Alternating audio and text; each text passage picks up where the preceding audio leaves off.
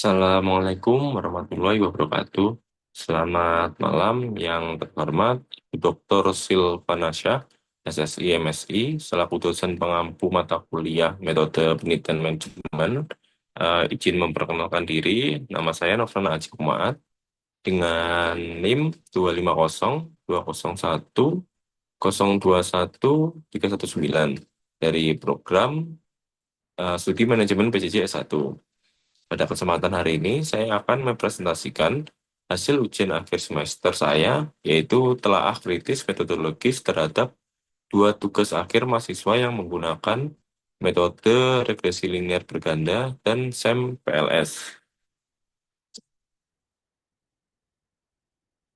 Kita masuk ke ulasan tugas akhir yang pertama.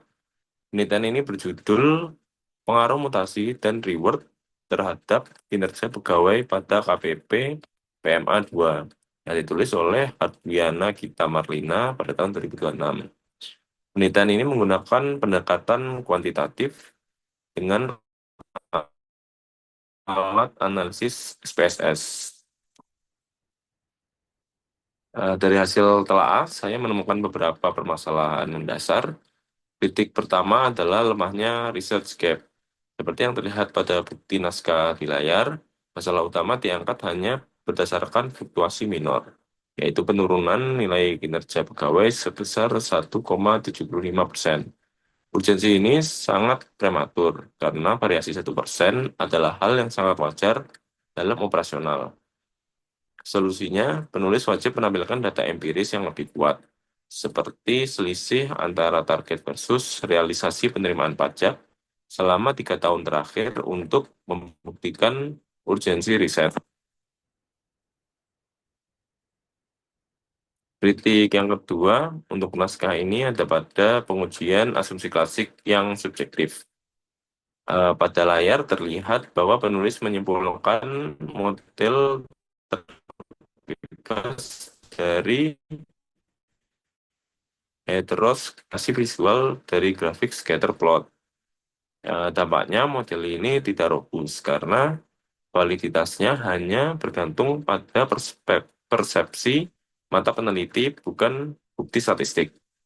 Solusinya, penulis wajib menampilkan hasil uji statistik yang mutlak dan objektif, seperti uji Glaser atau uji Spearman Rank. Selanjutnya, kita beralih ke tugas akhir yang kedua. Penelitian ini berjudul Analisis Pengaruh Work-Life Balance dan Stres Kerja terhadap Kinerja Pegawai dengan Motivasi Kerja sebagai Variabel Intervening. Karya Safety Ilmiati pada tahun 2026.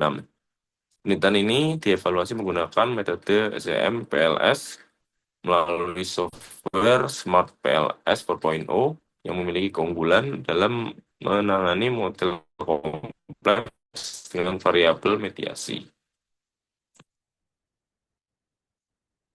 Kritik utama yang pertama pada naskah ini adalah kesalahan fatal dalam interpretasi efek size. Pada bukti narasi di layar terlihat bahwa penulis menyimpulkan kinerja Y mempengaruhi motivasi Z. Ini adalah arah kausalitas yang terbalik dan merusak tatanan konseptual, karena seharusnya motivasilah yang mempengaruhi kinerja. Solusinya, penulis harus merevisi redaksinya menjadi variabel motivasi kerja mampu memberikan efek size yang sangat kuat terhadap kinerja.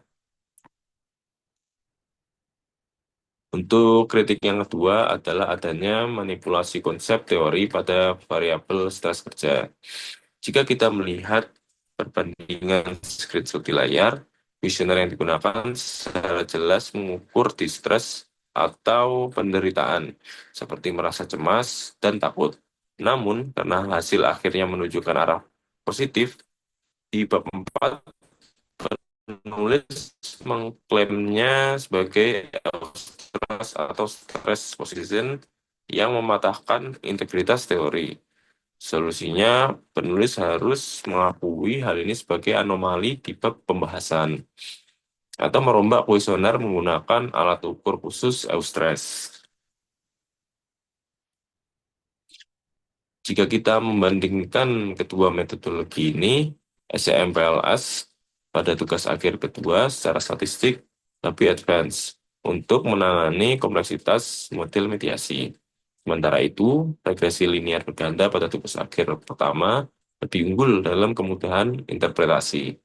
Namun, terlepas dari perbedaan metode, kedua naskah ini memiliki kelemahan yang serupa, yaitu perumusan fenomena masalah yang kurang kuat di bab 1 dan rekomendasi manajerial yang belum aplikatif di bab 5. Oleh karena itu, rekomendasi perbaikan umum umum yang dapat saya berikan untuk kualitas metodologis riset ke depannya adalah yang pertama, perkuat research gap. Gunakan data empiris yang signifikan dan urgent. Yang kedua, gunakan uji statistik robust. Hindari interpretasi visual yang subjektif. Dan yang ketiga, jaga konsisten teori dari awal hingga kesimpulan. Dan hindari post hoc rationalization. Yang keempat, pastikan rekomendasi yang diberikan aplikatif dan bisa dijalankan oleh instansi di lapangan. Sebagai catatan, rincian ke 36 temuan kritik mendalam lainnya telah saya lampirkan secara utuh beserta buktinya pada dokumen laporan PDF. Demikian presentasi telah kritis dari saya. Terima kasih banyak atas ilmu dan bimbingan Ibu Silvana Syah selama 1 semester ini. Izin saya akhiri. Wassalamualaikum warahmatullahi wabarakatuh.